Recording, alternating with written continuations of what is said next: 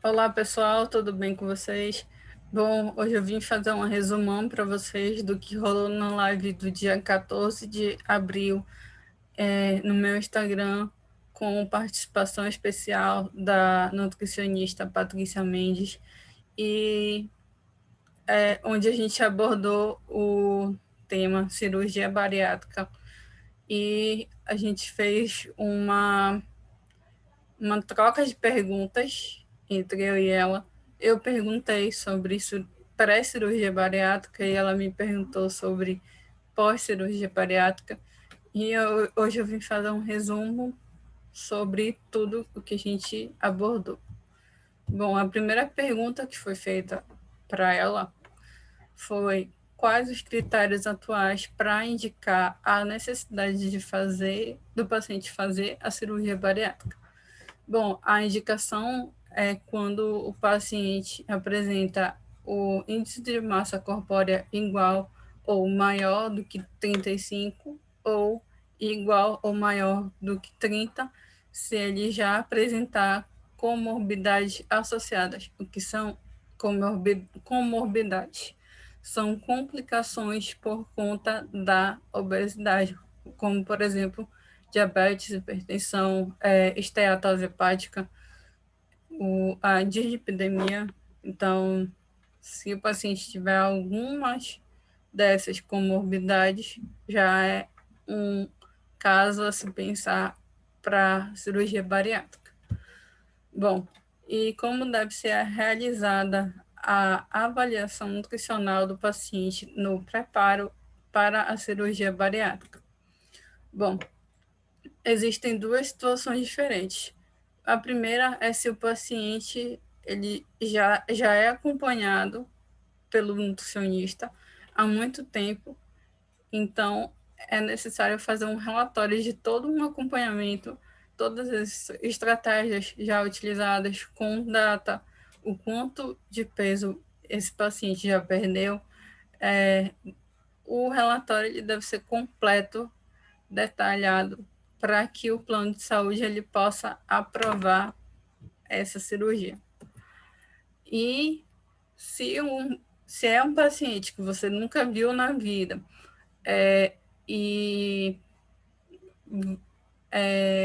quer fazer essa cirurgia bariátrica, o que você deve fazer? Deve ser feita uma anamnese alimentar, ou seja, conhecer muito bem os hábitos alimentares do paciente, a avaliação dos exames laboratoriais, se ele tiver. Se ele não tiver, é necessário pedir para que ele faça. A, já vai ter uma prescrição de uma dieta para perder peso antes da cirurgia, por conta do risco cirúrgico.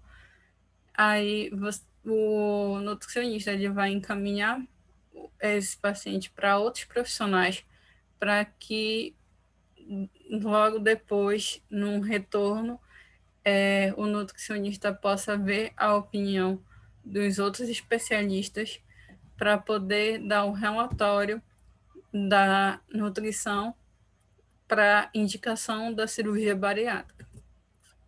E quais são os profissionais fundamentais para o acompanhamento de pacientes pré-cirúrgicos? O psicólogo, o psiquiatra, o nutricionista, o endocrinologista, o clínico geral, o cirurgião plástico, cardiologista e o educador físico.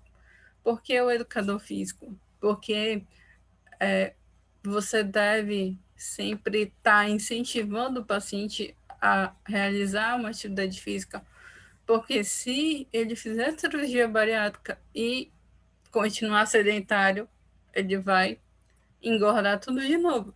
Então não adianta, tem que fazer um exercício físico. E qual deve ser o perfil da alimentação na pré-cirurgia bariátrica? Vai depender do que já deu certo para o paciente, para saber o que fazer antes da cirurgia. Porém, o que não se deve fazer são dietas com baixa caloria, devido à necessidade aumentada do paciente de caloria, porque se o paciente consome, por exemplo, 5.000 calorias, Se ele fizer uma dieta de 800, 600 quilocalorias, ele vai passar fome, ele não vai fazer e vai ser complicado. Então, o que é que a gente faz? Reduz aos poucos. Ou seja, se ele come hoje 5.000 calorias, você pode estar reduzindo para 3.000, para 2.500, até conseguir diminuir bastante essa ingestão calórica. E por que isso é importante?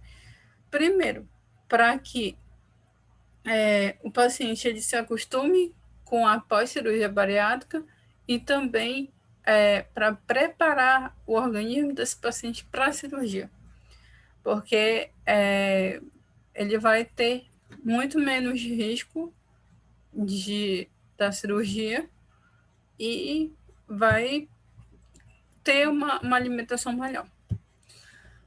E as perguntas da pós-cirurgia bariátrica. Bom, quais são as fases da dieta dos pacientes pós-cirúrgicos? Primeiramente, gente, eu gostaria de dizer que são 5 fases. A primeira e a segunda fase são feitas ainda no hospital. E as outras já são feitas em casa. E a primeira fase da dieta são os líquidos claros, que ocorrem nas primeiras 72 horas após a cirurgia bariátrica. Bom, como é uma cirurgia, né? Então, o paciente ele primeiro deve estar estável hemodinamicamente para poder fazer essa primeira fase. Então, pode estar até como regra, né? Ocorre nas primeiras 72 horas após a cirurgia. Mas se em 72 horas o paciente não tiver hemodinamicamente estável, ele fica mais um dia até ele se estabilizar para poder receber essa primeira fase. Essa primeira fase deve ser ofertado chá, suco sem adição de açúcar, água de coco natural e água. Um volume de 50 ml de hora em hora. Por isso que ela deve ser feita no hospital, porque tem essa restrição de hora e tem essa restrição de volume também. A segunda fase, feita ainda no hospital, é a líquida, que inclui já água de coco, as bebidas isotônicas, que são aquelas ricas em carboidrato, leite, iogurte, batidas de fruta, caldos coados, gelatinas e o suplemento proteico. Vou explicar logo mais para frente o porquê desse suplemento proteico. O volume deve ser de 200 ml a cada 2 horas. Dieta pastosa, gente, terceira fase. Ela tem uma duração de 15 a 30 dias, dependendo da evolução do paciente. Ou seja, se ele se acostumar com 15 dias, ótimo, já passa para a próxima fase. Se ele demorar um pouquinho mais, fica até 30 dias e aí passa para a dieta branda. Essa dieta pastosa, ela deve ter a oferta de alimentos da sua forma de purê, de cremes, soufflés, liquidificados, triturados, amassados, queijos macios e ovos. A quarta fase é a fase branda, onde todos os alimentos são cozidos e aos poucos já pode ser introduzida as fibras, porém elas devem ser cozidas, elas não podem ser cruas. A fase 5 é uma dieta normal, onde há uma alimentação individualizada, rica em proteínas, principalmente carnes brancas, porque elas são de mais fácil digestão, Os alimentos devem ser fracionados em pequenas porções e ofertados de 2 a 3 horas. E qual a importância desse suplemento proteico? É porque o, ele é recomendado porque somente através da dieta a gente não consegue atingir o mínimo de proteína necessária por dia, porque a recomendação é de no mínimo 60 e no máximo 120 gramas por dia. Essas 120 gramas por quilo por dia. Então, é muita proteína. E é necessária essa suplementação para evitar a perda de massa muscular durante os primeiros 6 meses após a realização da cirurgia bariátrica. E o mais utilizado é o whey protein, que é a proteína do soja do leite. E quais são os nutrientes que devem ter mais atenção após essa cirurgia? A principal é a proteína, que a sua deficiência está relacionada à grande perda da massa muscular, à anemia, à queda da imunidade e à queda de cabelo. As suas fontes alimentares devem ser carnes brancas com pouca gordura, ovos, leite, queijos magros, soja, feijão e grão de bico. Gente, muita atenção nesse feijão, porque o feijão ele é um alimento que dá muita flatulência. Então, você não deve consumir aquele bago de feijão, né? E não pode ter gordura nenhuma. Então, muita atenção a isso. Deve ser 50% de caldo e 50% de grão. E o outro nutriente é o ferro. A sua deficiência está relacionada à anemia. Suas fontes alimentares são carnes, vegetais verdes escuros, feijões e milho. Muito pouca gente sabe disso, né, gente? Então,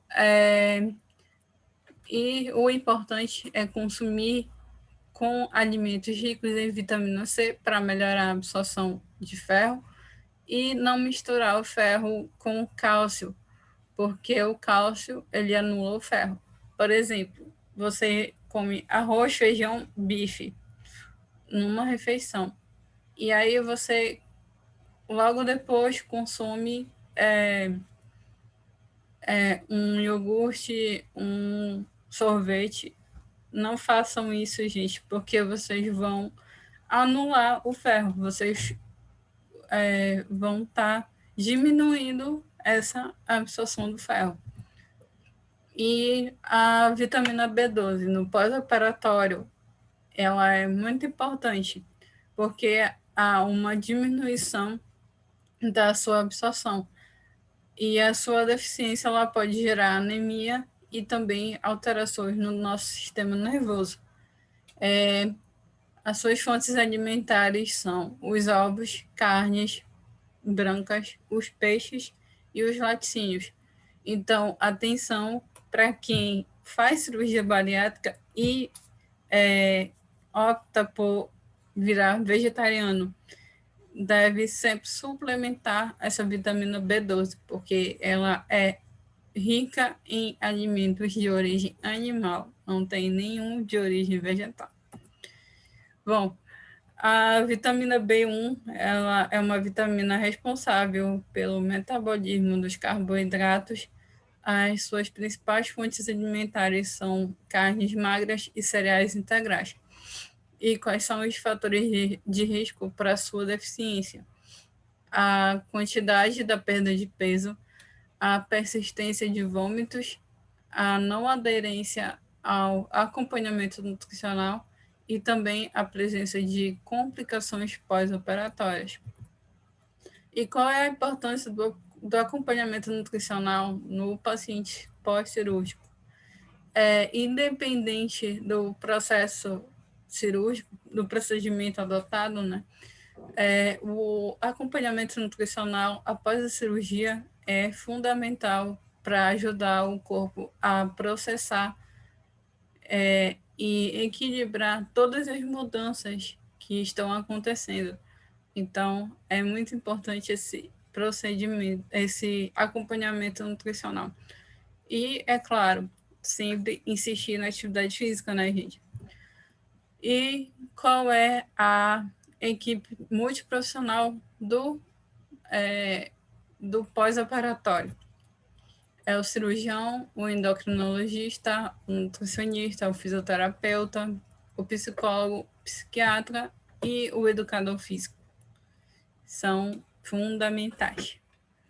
E é isso, gente. Eu espero que vocês tenham gostado desse pequeno resumo. E até a próxima. Tchau, tchau.